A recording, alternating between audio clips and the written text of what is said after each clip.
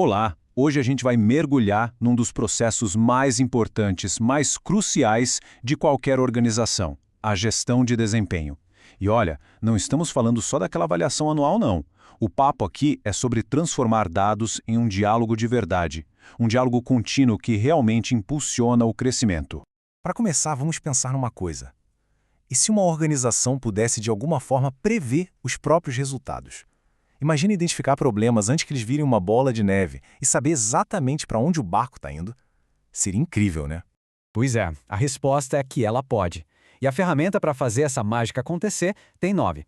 É um sistema bem estruturado de gestão de desempenho. Então vamos juntos destrinchar como é que isso funciona passo a passo.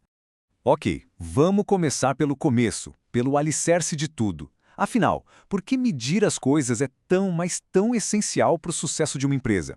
Essa citação aqui, ela resume tudo de um jeito perfeito. Pensa bem, se a gente não mede algo, como é que vamos entender, controlar ou, o mais importante, melhorar aquilo? A medição tira a gestão do campo do eu acho que e a coloca no campo dos fatos. Tá, mas medir o quê, exatamente? A gente foca em 4 grandes áreas. Primeiro, os resultados, que é basicamente o que a gente quer alcançar. Depois, as ferramentas e processos, ou seja, o como a gente faz as coisas. Aí vem as competências, que é o talento, a capacidade das pessoas. E por fim, os fatores críticos de sucesso, aquilo que é vital para a organização continuar viva e crescendo. Beleza, agora que a gente já entendeu o porquê, vamos avançar para o como. Quais são as ferramentas que transformam essa ideia de medição em um painel de controle, sabe? Algo claro e que a gente consiga usar para tomar decisões. A ferramenta mais famosa de todas é o tal do KPI, o indicador-chave de desempenho.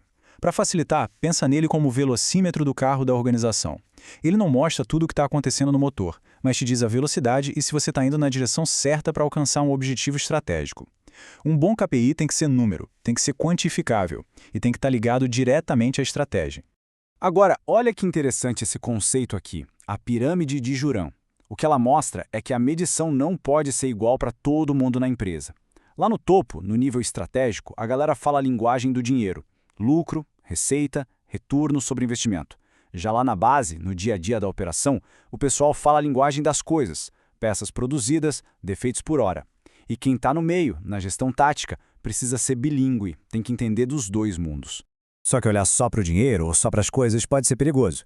É por isso que os professores Kaplan e Norton criaram uma visão mais equilibrada, com 4 perspectivas. A financeira, claro, continua lá, é super importante, mas ela é equilibrada com a satisfação do cliente, com a eficiência dos processos internos e, olha só, com a capacidade da organização de aprender e crescer. Juntas, essas 4 perspectivas dão uma visão 360 graus, um verdadeiro check-up da saúde da empresa. Medidas, painéis, indicadores, tudo isso é fundamental.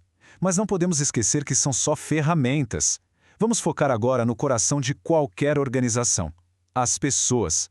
São elas que fazem o trabalho acontecer. E aqui a gente entra num ponto que é crucial. O que de fato influencia o desempenho? De um lado, temos os fatores individuais, o esforço de uma pessoa, a habilidade dela, o comprometimento. Do outro, os fatores sistêmicos, o ambiente de trabalho, as ferramentas que a pessoa tem, a clareza das metas, o estilo do chefe. A pergunta é, qual dos dois pesa mais? Se prepara para esse número. Alguns dos maiores especialistas no assunto estimam que até 95% da variação do desempenho de uma pessoa não tem a ver com ela, mas sim com o sistema onde ela trabalha. 95%.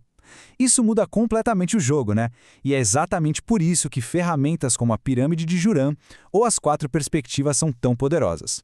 Elas nos forçam a olhar para o sistema como um todo, para os processos, para os clientes, para a estratégia, em vez de simplesmente apontar o dedo para uma pessoa. E essa frase aqui reforça essa ideia de um jeito muito forte. Problemas de desempenho que se arrastam por muito tempo raramente são culpa só do indivíduo.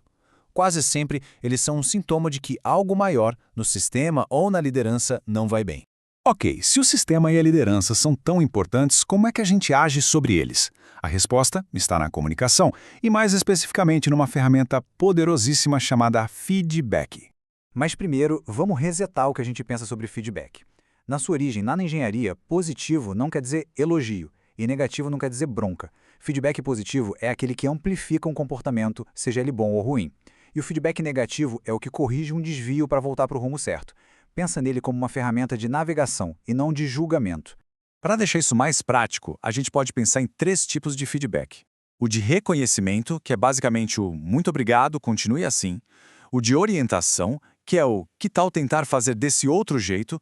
E o de avaliação, que nos diz, olha, em relação à meta, esta é a sua posição. Uma boa gestão sabe usar e equilibrar os 3. E essa imagem ilustra de um jeito brilhante por que o feedback é vital. Sem ele, a comunicação é uma rua de mão única. Um líder fala, dá ordens, mas não tem a menor ideia se a mensagem chegou, se foi entendida. O feedback fecha esse ciclo e transforma o que era um monólogo numa conversa, num diálogo de verdade. Certo, mas e como aplicar isso numa situação difícil? Numa conversa sobre baixo desempenho? Bom, aqui vai um processo simples de 3 passos. Primeiro, se prepare com dados e fatos, não com achismos. Segundo, na hora da conversa, garanta que seja um diálogo, com escuta dos 2 lados. E terceiro, saiam de lá com um acordo. Qual é o problema? Quais são as causas e, principalmente, qual é o plano para resolver? Mesmo com toda a boa intenção do mundo, os sistemas de gestão de desempenho podem dar muito errado. Vamos dar uma olhada rápida nas armadilhas mais comuns para a gente ficar de olho. Olha, os erros mais clássicos são transformar a medição numa caça às bruxas para punir as pessoas, criar metas impossíveis que só desmotivam todo mundo, ou demorar tanto para analisar os dados que, quando a análise fica pronta, já é tarde demais. Outras armadilhas perigosas são coletar um monte de dados e depois ignorar tudo, ou medir coisas que não têm nada a ver com a estratégia geral da empresa. E para a gente fechar, fica aqui uma reflexão. O propósito final de todo esse sistema, dos dados aos diálogos, não deveria ser o controle pelo controle. Deveria ser criar um ambiente fértil para o crescimento contínuo, tanto das pessoas quanto da organização. Então a pergunta que define tudo é: o sistema de desempenho é uma ferramenta de controle ou é uma plataforma para o crescimento? A resposta a essa pergunta muda tudo.